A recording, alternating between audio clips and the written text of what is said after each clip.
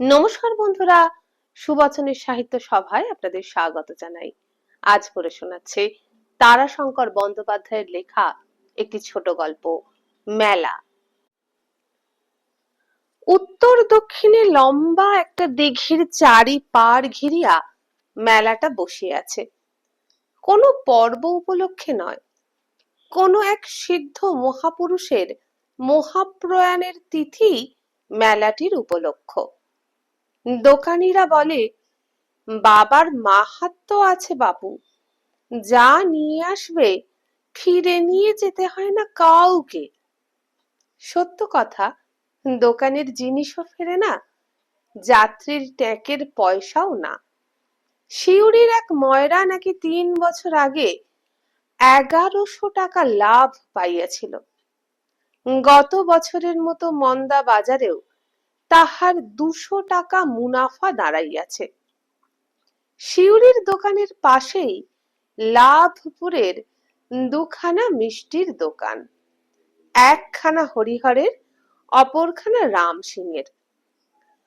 রাম সিংয়ের দোকানের পরই পশ্চিম পাড়ের দোকানের সারি পূর্ব মুখে উত্তর পাড়ে মোড় নিয়াছে।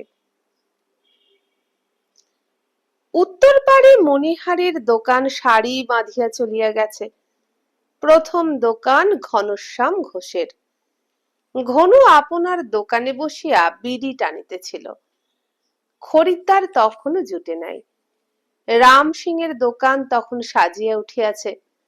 মাথার উপর সুন্দর একখানি চাঁদোয়া খাটানো হইয়াছে। নিচে তক্তপোশের উপর পাটাতনের সিঁড়ি। শুভ্র একখানি চাদরে ঢাকা সেই সিঁড়ির উপর হরেক রকম মিষ্টি বড় বড় পরাতে সুকৌশলে সাজানো। বরফিগুলি যেন পাথরের জালি। রঙিন দরবেশের চূড়া উঠিয়াছে। বড় বড় খাজাগুলি শ্বেত পাথরের থালার মতো সাজাইয়া রাখা হইয়াছে। সম্মুখেই গামলায় রসগোল্লা, ক্ষীরমোহন, পান্তুয়া ভাসিতেছে। আরো আগে পথের ঠিক সম্মুখেই মুড়ি মুড়কি চূড়া দিয়া রাখা হইয়াছে।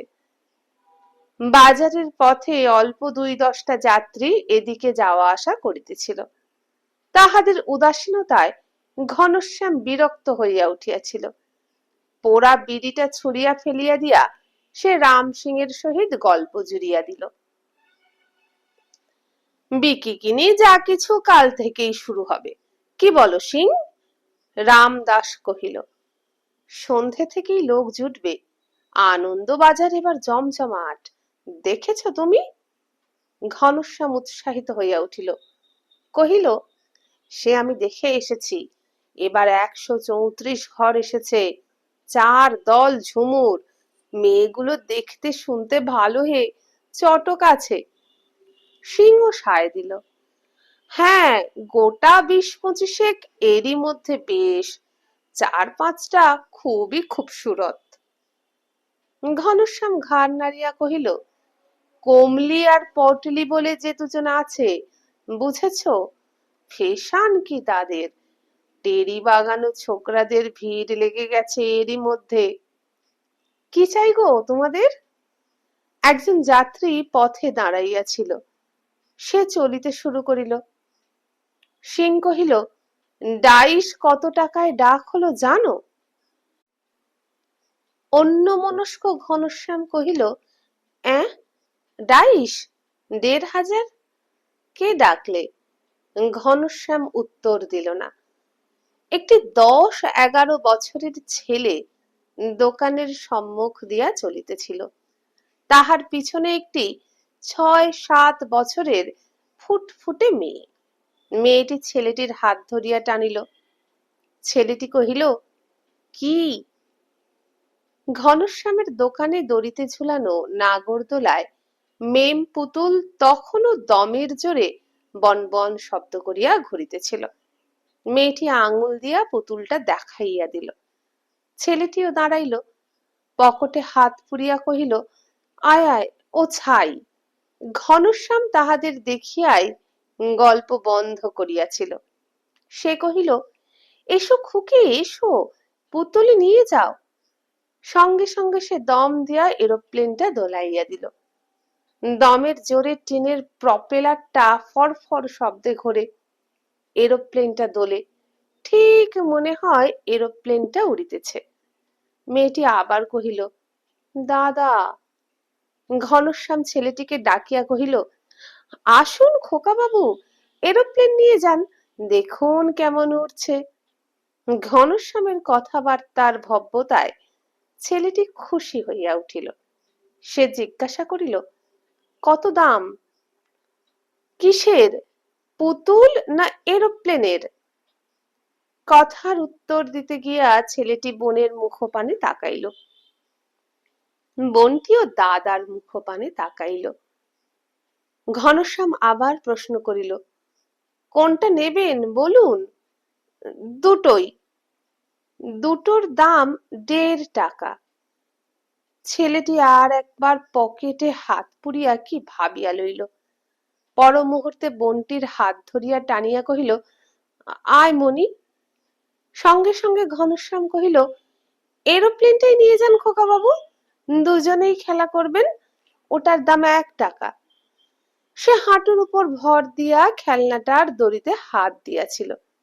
ছেলেটি কোনো উত্তর দিল না, কিন্তু মেয়েটি গিন্নির মতো দিব্য মিষ্ট স্বরে কহিল, না মানিক, আমাদের কাছে এত টাকা নেই। একদল বাউল একতারা গাবগুবাগুব খঞ্জনি বাজাইয়া গাহিতে গাহিতে চলিয়াছিল। পিছনে পিছনে একদল সংকীর্তনের পুরোভাগে একটি শ্রীমান সন্ন্যাসী নীরবে চলিয়াছে। ময়রারা বাতাসা ছিটাইয়া দিল। দুপাশের লোক উঠিয়া প্রণাম করিতেছিল। ঘনশ্যামও উঠিয়া দাঁড়াইল। বাতাসের লোভে সংকীর্তনের পিছনে পিছনে ছেলের দল কোলাহল করিতে করিতে চলিয়াছিল। তাহাদের পাশে পাশে কয়টা জীর্ণ মলিন বসনা নীচ জাতীয় নারী। সংকীর্তন পার হইয়া গেল। মেয়েটি তখনও বলিতেছিল, না বাপু, আমাদের কাছে 2টি আনি আছে শুধু। ঘনশ্যাম কহিল, দেখো দেখো, কড়াই দেখো, বড় বড় কড়াই আছে। আহ, যাও না ছোকরা, সামনে দাঁড়িয়ে ভিড় করো কেন? পিছনে তখন কয়েকজন যাত্রী দাঁড়াইয়া পরস্পরকে কড়াই দেখাইতেছিল। মেয়েটির নাম মণি। মণি দাদাকে কহিল, এসো দাদা ভাই, চলে এসো, বকছে ওরা সব। সিংহের দোকানে একদল মুসলমান দাঁড়াইয়া মোরব্বার দর করিতেছিল। সিং বলিতেছিল, চেখে দেখুন আগে, ভালো না হয় দাম দেবেন না আপনি। দোকানের ফাজিল ছোকরাটা হাঁক দিয়া কহিল, খেয়ে দাম দেবেন, খেয়ে দাম দেবেন, কেওড়া দেয়া জল। মণি দাদাকে কহিল, মোরব্বা খাবে না দাদা? দাদা মণিকে টানিয়া লইয়া আর একটা দোকানের পটিতে ঢুকিয়া পড়িল। সিং তখন বলিতেছিল, কি বলেন, বাসি? বাসি ফল কি কখনো বাসি হয় আজ্ঞে? ছোকরাটা কহিল, চাখনা মিষ্টির দাম দিয়ে যান মশাই, আপনি খারাপ বললেই খারাপ হবে নাকি? মণি চলিতে চলিতে হাসিয়া দাদাকে কহিল, সবাই তোমাকে বলছে খোকা বাবু, তোমার নাম জানে না কেউ, অমরকেষ্ট বললেই হয়। চুপ করো মণি, কাউকে নিজের নাম বাড়ি বলতে যেও না, চুরি করে পালিয়ে এসেছি, মনে আছে তো? খবরদার। দিন না বাবু, হিলটা একদম ছিঁড়ে গেছে, লাগিয়ে দি। জুতোর পাটির পথের দুপাশে মুচির শাড়ি বসিয়াছিল। অমরের জুতাটির অবস্থা দেখিয়া একজন ওই কথা বলিল। অমর কথা বলিল না। গোড়ালি ছাড়া জুতোটায় সত্য সত্যই তাহার বড় কষ্ট হইতেছিল, কিন্তু সম্বলের কথা চিন্তা করিয়া সে সাহস করিল না। সে মনির হাত ধরিয়া আগাইয়া চলিয়াছিল। মুচির দল কিন্তু নাছোড়বান্দা। অমর যত আগাইয়া চলে, দুপাশ হইতে তত অনুরোধ আসে, আসুন না বাবু, দিন না বাবু, একদম নতুন বানিয়ে দেব বাবু। মণি কহিল, কেন বাপু তোমরা বলছো, আমাদের পয়সা নাই। আমরা বাড়ি থেকে অর্ধপথে। মণি নীরব হইয়া গেল। দাদার কথাটা তাহার মনে পড়িল। মুচিটা হাসিয়া কহিল, আসুন খোকা বাবু, হিলটা আমি ঠুকে দিই, পয়সা লাগবে না আপনার। অমরের মাথাটা যেন কাটা যাইতেছিল। সে ঠাস করে একটা চর মনির গালে বসাইয়া দিল। মণি কাঁদিয়া উঠিল। মুচিটা তাড়াতাড়ি উঠিয়া মণিকে ধরিতে গেল, কিন্তু সঙ্গে সঙ্গে মণি কান্না থামাইয়া কহিল, না না বাবু, ছুঁয়ো না তুমি, অবেলায় চান করতে পারবো না। হঠাৎ চরটা মারিয়া অমর লজ্জিত হইয়া পড়িয়াছিল, কিন্তু সে আপনার মর্যাদা ক্ষুণ্ণ করিল না। বেশ গম্ভীর ভাবে কহিল, আয় আয় মণি, চলে আয়। মণি ক্রোধ ভরে কহিল, যাব? তাই? কিছুতেই যাব না আমি, সবাইকে বলে দেবো সেই কথা।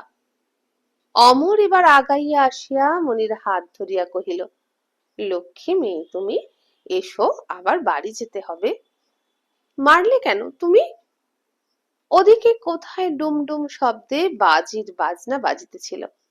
অমর তাড়াতাড়ি মণিকে আকর্ষণ করিয়া কহিল, আয় আয়, বাজি দেখি গে আয়। মণি চলিতে চলিতে সহসা থামিয়া কহিল, মখমলের চটি কেমন দেখো দাদা? অমর কহিল, আয় আয়, ওর চেয়েও ভালো চটি তোকে কিনে দেব। মণি কহিল, আর বছরে তো তুমি কলকাতায় পড়তে যাবে, আমায় এনে দেবে নয় দাদা? হ্যাঁ হ্যাঁ দেব। অমর ক্লাস 6-এ পড়ে। ভিড় যেন ক্রমশ বাড়িতেছিল। বড় বড় দোকানগুলির সম্মুখে পথের উপর ছোট ছোট দোকান বসিয়াছে। তাহারা হাঁকিতেছিল, শাকালু, পালং শীষ, পয়সা বান্ডিল বিড়ি বাবু, লাঙলের কাঠ নিয়ে যাও ভাই। একজন যাত্রী বললে, লাঙলের কাঠ কত করে ভাই? 10 আনা, 12 আনা, খাঁটি বাবলা কাঠ। লাঙলের দোকানের পাশেই ছোট একটি কাঁচের কেশে কেমিক্যালের গয়না লইয়া একজন বসিয়াছিল। সে কয়জন নিম্ন শ্রেণীর দর্শককে ডাকিয়া কহিল, 3 পাথরের আংটি একটি করে নিয়ে যেতে হবে যে দাদা, বেশি নয়, 4 পয়সা। লোক কয়জন চলিয়া গেল না, তাহারা আংটি দেখিতেই বসিল। দোকানদার বলিল, বসো দাদা বসো। লাঠির মাথায় কার ফিতা গেজে ঝুলাইয়া একটি লোক পথে হাঁকিয়া চলিয়াছিল।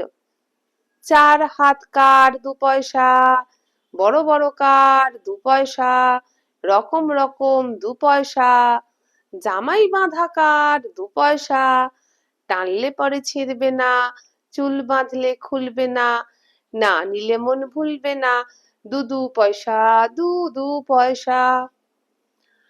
পটিটার মোড় ফিরিতেই নিবিড় জনতার স্রোত কলরল করিতেছিল। অমর মনে সেই জনতার মধ্যে ডুবিয়া গেল। জনতার গতিবেগ 2 দিকে চলিয়াছে। একদিকে বাজির বাজনা বাজিতেছিল, সারিবন্দি তাঁবুগুলো দেখা যাইতেছিল। অমর মনির হাত ধরিয়া তাঁবুর দিকে অগ্রসর হইতে হইতে কহিল, ওই দেখ মনি, বাজির ঘর সব।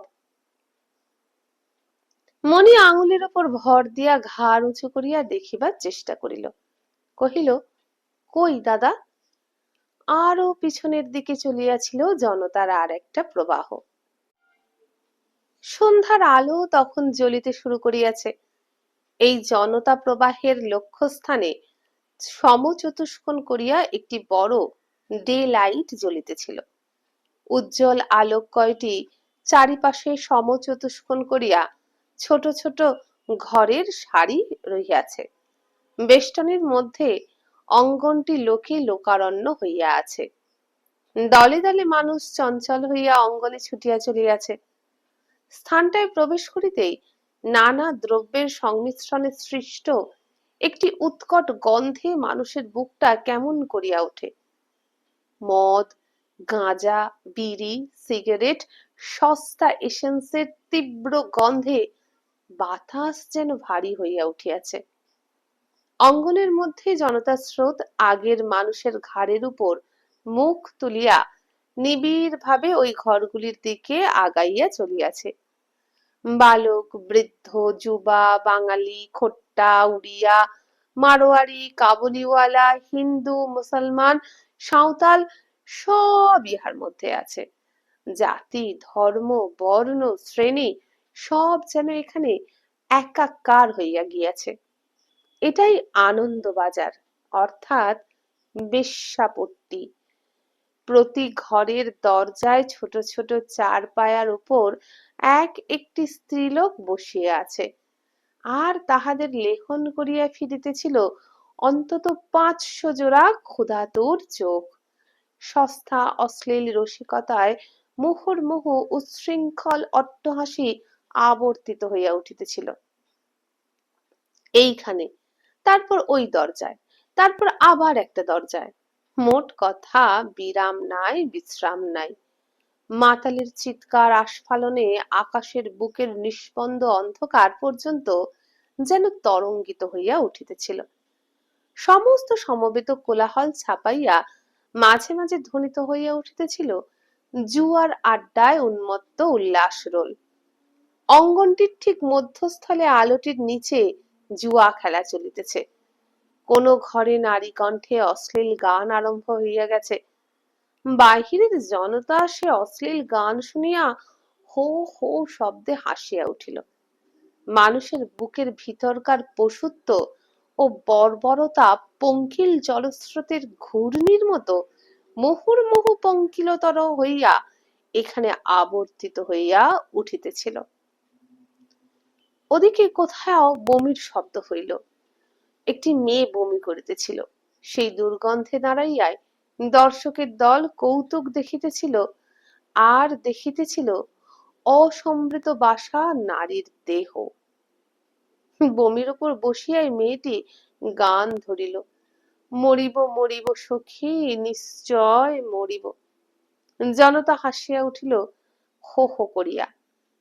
একজন পানওয়ালা হাঁকিতেছিল, মনমোহিনী খিলি বাবু, মনমোহিনী খিলি, যে যে বয়সে খাবে সে সেই বয়সে থাকবে। প্রজাপতির মতো সুবেশা একটি সুশ্রী মেয়ে অঙ্গন দিয়া যাইতে যাইতে গান ধরিয়া দিল, পান খেয়ে যাও হে বধূ। একজন দর্শক সঙ্গীকে বলিল, দেখেছিস? অপরজন কহিল, এর চেয়েও ভালো আছে, তার নাম কমলি, ফড়িং বললে আমায়। মেয়েটি মৃদু মৃদু হাসিতেছে। প্রথমজন বলিল, কি নাম তোমার? মেয়েটি বলিল, চেহারা দেখে বুঝে নাও, কমলিনী ফুলরানী, বলিয়া হেলিতে দুলিতে আপন ঘরের দিকে আগাইয়া গেল। শোনো শোনো, দক্ষিণে শিখিয়া আদলিতে হবে না, গোটা টাকা। একজন কহিল, মদ খাবে তো? খাওয়ায় কে? বলি বকে বকে মুখ তেতো হয়ে গেল, পান খাওয়াও দেখি নাগর। একটা ঘরের সম্মুখে কলরোল উঠিয়াছিল। কোন বন্ধুর গোপন অভিসার বন্ধুর দল ধরিয়া ফেলিয়াছে। কুৎসিত ছন্দে উলঙ্গ নৃত্য বর্বরতার পায়ে বিভৎসতার নূপুর বাজিতেছিল। কমলি বলিতেছিল, টাকা দিলেই নাচতে পারি, পয়সা দিয়ে হুকুম করো, আমি তোমার পায়ের দাসী। একটা ঘর হইতে একটি প্রায় উলঙ্গ মাতাল একটি স্ত্রীলোককে টানিতে টানিতে বাহির হইয়া পড়িল। মেয়েটিও মাতাল হইয়াছে। পুরুষটি মত্ত কণ্ঠে কহিতেছিল, আমায় ভালোবাসবি না তুই? তোর নামে নালিশ করব, ডিফর্মেশন শুট। মেয়েটি কহিল, যা যা যা, আমি হাইকোর্ট থেকে উকিল নিয়ে আসব। সহসা মাতালটার কোন খেয়াল হইল কে জানে, সে মেয়েটিকে ছাড়িয়া দিয়া কহিল, আমি আর সংসারেই থাকবো না, সন্ন্যাসী হব আমি। স্খলিত কাপড়খানাকে টানিতে টানিতে সে চলিয়া গেল। মেয়েটি নেশার তাড়নায় বসিয়া পড়িয়া তখনও আস্ফালন করিতেছিল, তোকে আমি জেলে দেব, ব্যারিস্টার আনবো আমি, কই যা দেখি তুই সন্ন্যাসী হয়ে। বাজির ওখানে আসিয়াই মনি আনন্দে চিৎকার করিয়া উঠিল, ওই দেখো দাদা, ওই দেখো। সে হাততালি দিয়া নাচিয়া উঠিল। ভিড়ে ছাড়াছাড়ি হইয়া যাইবার ভয়ে অমর তাহাকে ধরিয়া ফেলিল।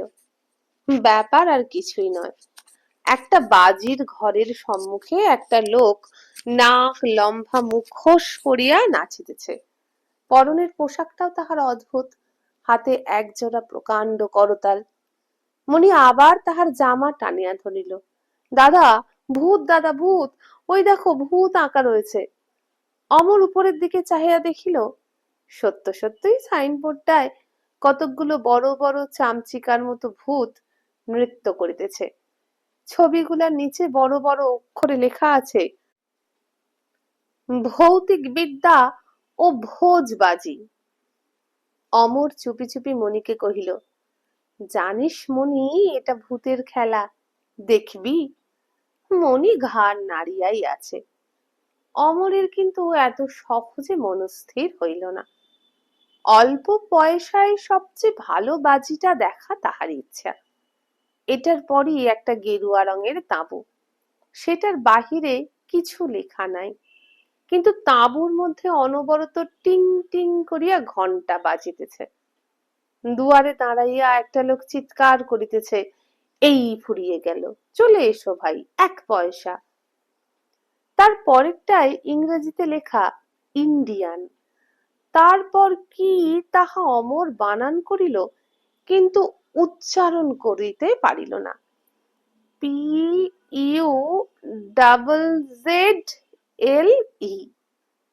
মণি তখন আবার নাচিতে শুরু করিয়াছে। ও দাদা, ও দাদা, নারদ মুনি সাহেব সেজে নাচছে, দেখো। অমর ফিরিয়া দেখিল, মণি মিথ্যা বলে নাই। সত্যই বুড়া নারদ মুনির মতো দেখিতে, তেমনি দাড়ি, তেমনি গোঁফ, আবার ফোকলা মুখের সম্মুখে দুটি নড়বড়ে দাঁত। নারদ মুনি সাহেবের পোশাক পরিয়া বাজনার তালে তালে ঘাড় দোলাইতেছিল আর গোঁফ নাচাইতেছিল। মণি বলিল, চলো দাদা, এইটে দেখি ভাই। অমর তখন পাশের তাঁবুটার সাইনবোর্ড পড়িতেছিল, কাটামুন্ড অফ বোম্বাই। এক পাশে একটা কবন্ধ, ওপাশে দুইটা মাথাওয়ালা একটা মানুষ, মধ্যে রক্তাক্ত মুন্ড। অমরের এই কাটামুন্ড অফ বোম্বাই দেখিবার ইচ্ছা হইতেছিল, কিন্তু আরো ওপাশে কোথাও ব্যান্ড বাজিয়া উঠিল। মণি অমরের হাত ধরিয়া ওই ব্যান্ডের দিকে টানিয়া কহিল, ওই দাদা, ইংরেজি বাজনা বাজছে, আয় আয়, ওদিকে বড় বড় বাজি আছে। পিছন হইতে জনতা সকলকে সম্মুখের দিকে ঠেলিতেছিল। নিবিড় জনতার মধ্যে শিশু দুইটি চলিতেছিল, ঠিক যেন নদীর স্রোতে অর্ধমগ্ন কুটার মতো। বাজির তাঁবুর সম্মুখে একটি পরিসর জায়গায় তাহারা আসিয়া স্থির হইয়া দাঁড়াইয়া বাঁচিল। প্রকাণ্ড তাঁবুর সম্মুখে উজ্জ্বল আলো জ্বলিতেছে। একটা মাচার উপর দুজন ক্লাউন নমুনা হিসাবে রিংয়ের খেলা দেখাইতেছিল, আর একজন ক্রমাগত হাঁকিতেছিল, চলো চলো, দো দো পয়সা।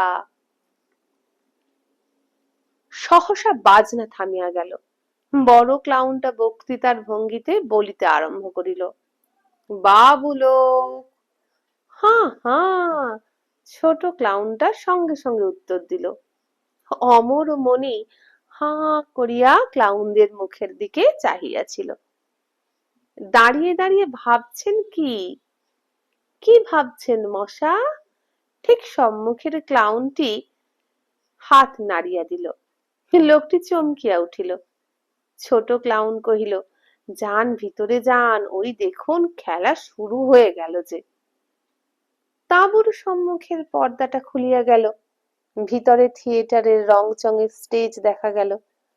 দর্শক দল একটু চঞ্চল হইয়া উঠিল। অমর আঙুলের ওপর ভর দিয়া ঘাড় উঁচু করিয়া দেখিবার চেষ্টা করিল। স্টেজের উপর তখন নর্তকী বেশি দুটি মেয়ে দেখা দিয়াছে। ক্লাউন হাঁকিল, হরেক রকম রকম রকম, দেখবেন নাকি হরেক রকম রকম রকম, ভিতরে যান ভিতরে যান। কজন ঢুকিয়া পড়িল। সঙ্গে সঙ্গে পর্দাটা বন্ধ হইয়া গেল। মেয়ে দুটি ভিতরে তখন গান ধরিয়া দিয়াছে। আবার কজন ঢুকিল।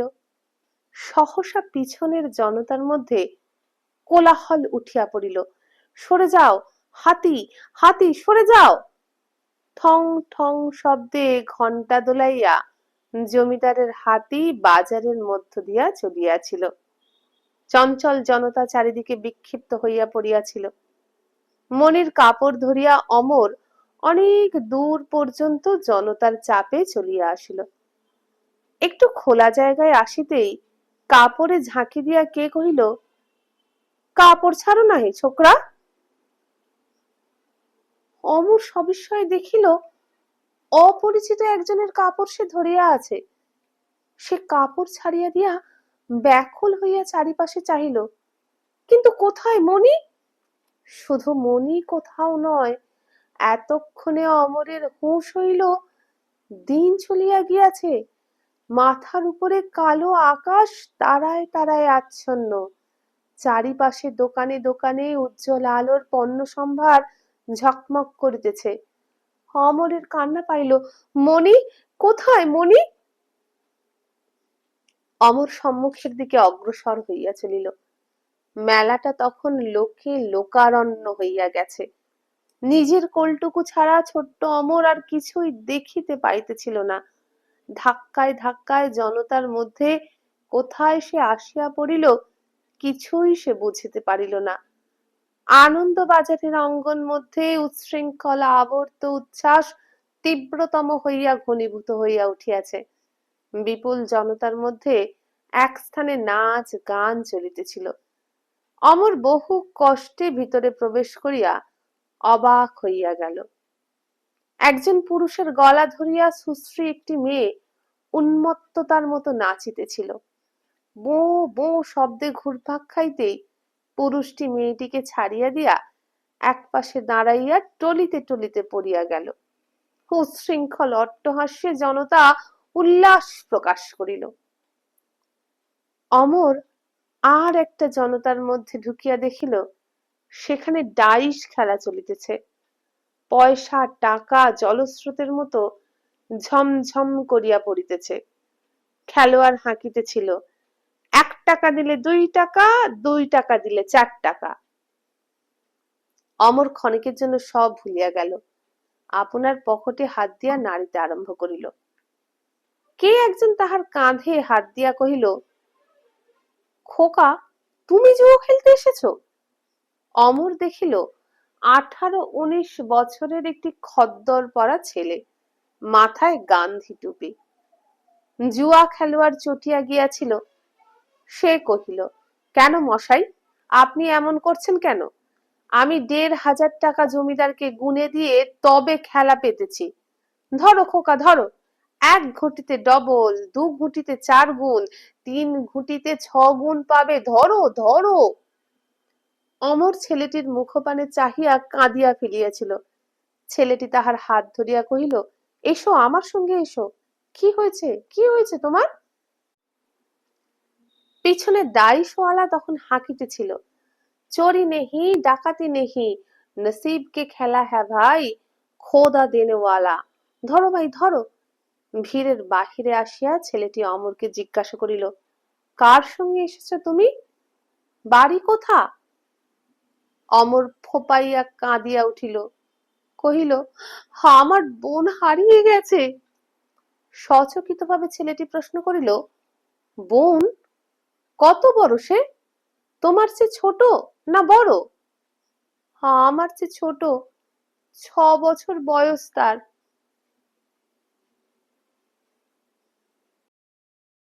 গায়ে তার গয়না টয়না আছে নাকি? হাতে দুগাছা বালা আছে শুধু। কি নাম তার? মণি তার নাম। খুব চালাক সে, পিঠে বিনুনি বাঁধা আছে। আনন্দ উন্মত্ত যাত্রীর কলকোলাহলে চারিদিক মুখর হইয়া উঠিয়াছে। নিকটের কথাবার্তা 2-4টা শুধু স্পষ্টভাবে কানে আসিয়া ধরা দেয়। তাহা ব্যতীত যে শব্দ শোনা যায় সে যেন বিরাট একটা মধুচক্রে অগণ্য মধুমক্ষিকার গুঞ্জন। অমর প্রাণপণ চিৎকারে ডাক দিয়া চলিয়াছিল। বিক্ষিপ্ত জনতার মধ্যে ছোট্ট মেয়েটি লোকের পায়ের ফাঁকে ফাঁকে ঢুকিয়া পড়িয়াছিল বাজিকরের তাঁবুর মধ্যে। সেখানে এদিক ওদিক চাহিয়া দেখিয়া মণি দেখিল তাহার দাদা নাই। মনির বড় কৌতুক বোধ হইল। দাদা ভারী ঠকিয়া গিয়াছে, সে ঢুকিতে পারে নাই, থাক সে বাহিরে দাঁড়াইয়া। পরক্ষণেই মনটা তাহার কেমন করিয়া উঠিল। আহা, দাদা দেখিতে পাইবে না যে। মণি দাদাকে ডাকিতে ফিরিল, কিন্তু সে অবসর আর তাহার হইল না। ঠং ঠং শব্দে পিছন ফিরিয়া দেখিল স্টেজের উপর একটা ঘোড়া পিছনের দুপায়ে দাঁড়াইয়া নাচিতেছে। মণি অবাক হইয়া গেল, বিস্ময়ের উপর বিস্ময়। কুকুরে ডিগবাজি খায়, বাঁদরে ঘোড়ায় চড়ে, টিয়া পাখিতে বন্দুক ছোড়ে, একটা লোক আবার সং সাজিয়া কত রঙ্গই দেখাইয়া গেল। মনির হাসি থামিল না। ঢং ঢং শব্দে ঘণ্টা বাজিয়া স্টেজের উপর পর্দা পড়িয়া গেল। খেলা শেষ হইল। জনস্রোতের সঙ্গে সঙ্গে মণি বাহিরে আসিয়া চারিদিকে দেখিল, দাদা তো নাই। কয়েক মুহূর্ত মণি হতবম্বের মতো দাঁড়াইয়া রহিল। তারপর সে জনতার সঙ্গে সঙ্গে অগ্রসর হইয়া চলিল। ভারী দুষ্ট তাহার দাদাটা। দূরে নাগরদোলা ঘুরিতেছিল। মণি সেই দিকে চলিল।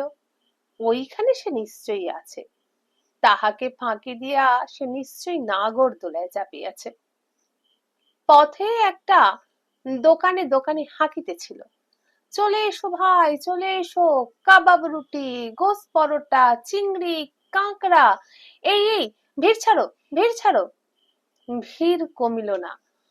লোকটা অকস্মাৎ অতি বিকট চিৎকারে বলিয়া উঠিল, এই বড় বাঘ! মণি চমকিয়া উঠিল। আর্তস্বরে সে ডাকিয়া উঠিল, দাদা! আবার পিছন হইতে রব উঠিল, এই সরো, এই সরো। কে কহিল, এই সরোই রে বটে বাবা, গাড়ি আসছে, গাড়ি আসছে। জনতা দুই পাশে বিভক্ত হইয়া জমাট ভাবে চলিতে আরম্ভ করিল। ভিড়ের মধ্যে যে কেমন করিয়া কোন দিকে চলিয়াছিল তাহা মণি বুঝিল না। যখন সে হাঁপ ছাড়িবার অবকাশ পাইল, তখন দেখিল তাহার চারিপাশে অন্ধকার, আর মেলার বাহিরে একটা খোলা মাঠে সে দাঁড়াইয়া আছে। পিছনে দোকানের পর্দায় ঢাকা আলোক উজ্জ্বল মেলাটা বিপুল কলরবে গম গম করিতেছে। উপরে নক্ষত্র খচিত আকাশের নিচে মেলার উৎক্ষিপ্ত আলোক রশ্মি সাদা কুয়াশার মতো জাগিয়া আছে। সেই অন্ধকারের মধ্যে চারিপাশে দূরে দূরে কাহারা চলিয়াছে। কে যেন তাহার দাদার মতো হুইসেল বাঁশি বাজাইতেছে। মণি চিৎকার করিয়া ডাকিয়া উঠিল, দাদা! দূর মাঠ হইতে কে একজন উত্তর দিল, দাদা দাদা ডাক ছাড়ি, দাদা নাইক ঘরে, দাদা গেছে বউ আনতে ওপারের চরে। মণি বিষম রাগে তাহাকে গালি দিল, মরো, মরো, মরো তুমি। কিন্তু এই অন্ধকারের মধ্যে দাঁড়াইয়া থাকিতে তাহার ভয় করিল। সম্মুখে খড় দিয়া ঘেরা ছোট ছোট ঘরের সারি। ঘরগুলার অন্ধকারময় পিছন দিকটা দেখা যাইতেছিল। ওপাশে সম্মুখের দিকে উজ্জ্বল আলোয় আলোকময় হইয়া আছে। মণি আসিয়া আলোকিত জায়গাটার ভিতরে যাইবার রাস্তা খুঁজিল। রাস্তা নাই, তবে ঘরগুলির পিছন দিকে একটি করিয়া দরজা রহিয়াছে। মণি একটা ঘরের দরজা ঠেলিয়া ভিতরে উঁকি মারিল। সঙ্গে সঙ্গে কে বলিয়া উঠিল, কে কে? মণি তাড়াতাড়ি সরিয়া আসিল। ঘরের মধ্য হইতে আবার কে বলিল, চোর, চোর নাকি? মণি এবার কাঁদিয়া ফেলিল। ততক্ষণে ঘরের মেয়েটি বাহিরে আসিয়া মণির হাত চাপিয়া ধরিয়া কহিল, কে রে?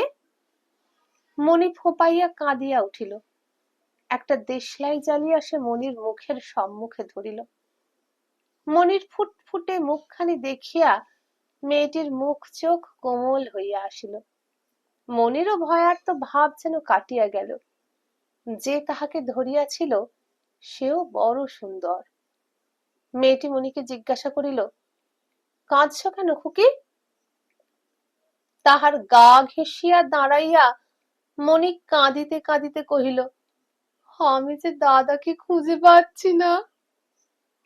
গভীর স্নেহে তাহাকে বুকে তুলিয়া লইয়া মেয়েটি কহিল, ভয় কি, তুমি কেঁদো না, সকালেই তোমাকে দাদার কাছে পাঠিয়ে দেব। রাত হয়ে গেছে যে। হোক না, তুমি আমার কাছে থাকবে আজ। মনিকে বুকে করিয়া মেয়েটি ঘরের মধ্যে ঢুকিল। ওদিকে রুদ্ধ দ্বারের বাহিরে কে ডাকিতেছিল, কমলমণি, কমলমণি। আবার একজন কহিল, এ ঘরের লোক কই গো? মনিকে বিছানায় বসাইয়া দিয়া মেয়েটি কহিল, বসো তো মা একবার। তারপর রুদ্ধ দ্বারটা খুলিয়া দ্বার পথে দাঁড়াইয়া কহিল, কি চেঁচাচ্ছ কেন? কে একজন কহিল, পুজো করব বলে। জনতা হো হো করিয়া হাসিয়া উঠিল। মেয়েটি দুয়ার টানিয়া দিল। বাহির হইতে আবার কে কহিল, শুনছ কমল? কমল কহিল, অনেক নরকের দোর তো খোলা রয়েছে, যাও না, আমি পারবো না। হ্যাঁ একবার শোনোই না। কমল কহিল, বেশি উপদ্রব করিলে পুলিশ ডাকবো আমি। মনি আবার ভয় পাইয়া গিয়াছিল। সে চুপি চুপি কাঁদিতেছিল। কমলি তাহার গায়ে গভীর স্নেহে হাত বুলাইয়া দিতে দিতে কহিল, কেঁদো না খুকি, কেঁদো না। মনি কান্নার মধ্যেই তাহাকে কহিল, আমার নাম তো খুকি নয়, আমার নাম মনি। মনি? তা হ্যাঁ মা মনি, তোমার খিদে পেয়েছে? হ্যাঁ। ঘরের কোণের একটা হাঁড়ি হইতে কচুরি মিষ্টি বাহির করিয়া কমলমণি মনির হাতে দিল। তাহার মুখপানে চাহিয়া মনি কহিল, তোমাকে কি বলে ডাকবো? কমলি যেন অকস্মাৎ বলিয়া ফেলিল, মা। মনি কহিল, না, মা যে আমার ঘরে আছে। একটা দীর্ঘশ্বাস ফেলিয়া মেয়েটি জল গড়াইতে বসিল। মনি কহিল, তোমায় আমি মাসি বলবো, কেমন?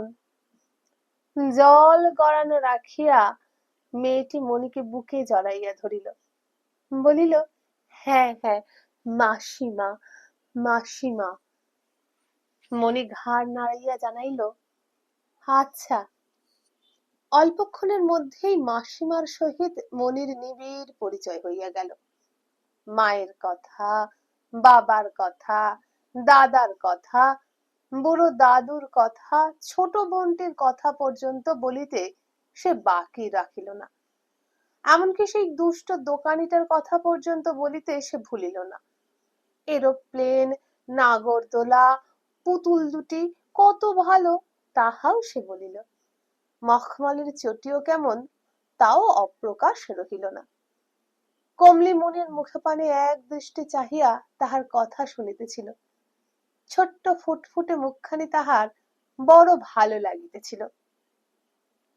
সহসা সে কহিল, তুমি একটু চুপ করে শুয়ে থাকো তো মনি, আমি একটু ঘুরে আসি। কেঁদো না যেন। মেয়েটি চলিয়া গেল। নিস্তব্ধ নিঃসঙ্গ কক্ষে বাহিরের কোলাহল প্রচন্ড রূপে শিশুর কানে আসিতেছিল। মনি ভয়ে একখানা কম্বল চাপা দিয়া শুইয়া পড়িল। পিছনের দরজা ঠেলিয়া কমলি ফিরিয়া আসিল। মৃদুস্বরে ডাকিল, মনি। মুখ হইতে কম্বলের আবরণটা সরাইয়া দিয়া মুখ তুলিয়া মনি সাড়া দিল, কমলি আঁচল হইতে কতকগুলা জিনিস বাহির করিয়া দিল। মনি সাগ্রহে একেবারে সমস্তগুলা কাছে টানিয়া লইল। এরোপ্লেনটা ঠিক তেমনি, বোধহয় সেইটাই। নাগরদোলার পুতুলটা কিন্তু সেটার চেয়েও ভালো। মখমলের চটিটা নতুন ধরনের। কমল জিজ্ঞাসা করিল, পছন্দ হয়েছে মনি? মনি ঘাড় নাড়িল।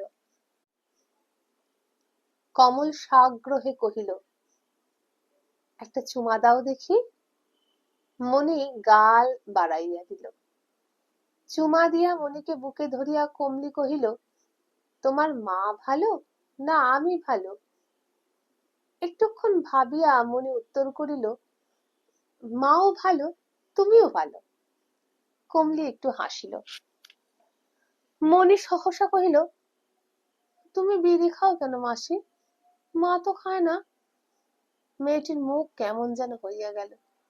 একটা দীর্ঘশ্বাস ফেলিয়া সে মনির পিঠে আস্তে আস্তে চাপড় মারিয়া কহিল, ঘুমাও দেখি দুষ্টু মেয়ে। মণি কহিল, তুমি শোও। হাসিয়া কমলি মণিকে বুকে টানিয়া শুইয়া পড়িল। মনির চোখের পাতা ধীরে ধীরে মুদিয়া আসিল। কমলি অনিমেষ দৃষ্টিতে তাহার মুখপানে চাহিয়া রহিল। অকস্মাৎ তাহার চোখ দিয়া কয় ফোঁটা জল গড়াইয়া পড়িল। পিছনের দরজার বাহিরে কে তাহাকে ডাকিল, কমলি। কমলি উঠিতে উঠিতে আহ্বানকারী আগর ঠেলিয়া ঘরে প্রবেশ করিল। কমলি কহিল, মাসি। আগন্তুক মেয়েটি কহিল, হ্যাঁ, ঘরে শুয়ে রয়েছিস যে, কি হয়েছে তোর? এরপর কিন্তু টাকা দিতে পারবো না বললে আমি শুনবো না। জমিদারের টাকা আমাকে গুনতে হবে। কমলি কোনো উত্তর দিবার পূর্বেই সে আবার কহিল, ও কে লো? কার মেয়ে? কমলির মুখ বিবর্ণ হইয়া গেল। সে কহিল, জানি না। কারুর হারানো মেয়ে বুঝি? কোথায় পেলি? ঘরের পেছনে। কেউ জানে? বিবর্ণ মুখে ঘাড় নাড়িয়া কমলি জবাব দিল, না। বেশ, তবে ভোরের আগেই ওকে সরিয়ে দিতে হবে। সরকারকে বলে আসি আমি, ভালো করে আগরটা সরিয়ে দেয়। ব্যস্ত হইয়া বৃদ্ধা বাহির হইয়া গেল। কমলি আগরটা আটিয়া দিতে গিয়া আগরে হাত রাখিয়াই দাঁড়াইয়া রহিল। মাসি ইঙ্গিতে যে কথার আভাস দিয়া গেল, সে কথা সে ভাবতেও পারে নাই। সে শিহরিয়া উঠিয়া ঝরঝর করিয়া কাঁদিয়া ফেলিল। ওদিকে বাহিরের কোলাহল ধীরে ধীরে স্তব্ধ হইয়া আসিতেছিল। দুই একটা উচ্চ জড়িত কণ্ঠের শব্দ বা কাহারো আহ্বানের শব্দ শুধু শোনা যায়। বাজি সার্কাসের বাজনা নীরব হইয়া গেছে। কমলি পিছনে আগর খুলিয়া একবার বাহিরে আসিয়া দাঁড়াইল। অন্ধকার থম থম করিতেছে। পথিকের আনাগোনাও বিরল হইয়া আসিয়াছে। কমলি আবার ঘরে ঢুকিল। তারপর এক মুহূর্ত সে বিলম্ব করিল না। মণিকে সে বুকে তুলিয়া লইল। আঁচলে সেই খেলনাগুলি জড়াইয়া পিছনের দরজা দিয়া বাহির হইয়া সে মাঠের অন্ধকারে মিলাইয়া গেল। বন্ধুরা, এখানেই শেষ হয়ে গেল আজকের গল্প মেলা। কেমন লাগলো কমেন্ট করে অবশ্যই জানাবেন। যদি ভালো লাগে বন্ধুদের সঙ্গে বেশি বেশি করে শেয়ার করবেন আমার গল্পটা। আর যদি এরকমই আরো গল্প শুনতে চান, তাহলে এই ভিডিওর নিচে যে বারে আমার চ্যানেলের নাম দেওয়া রয়েছে সেই বারটি ক্লিক করুন। করলেই চ্যানেলের হোম পেজ খুলে যাবে। হোম পেজে পাবেন প্লে লিস্ট। সেখানে শুনে নিন আপনার মনের মতো গল্প। তাহলে আজকের মতো আমায় বিদায় দিন। নমস্কার।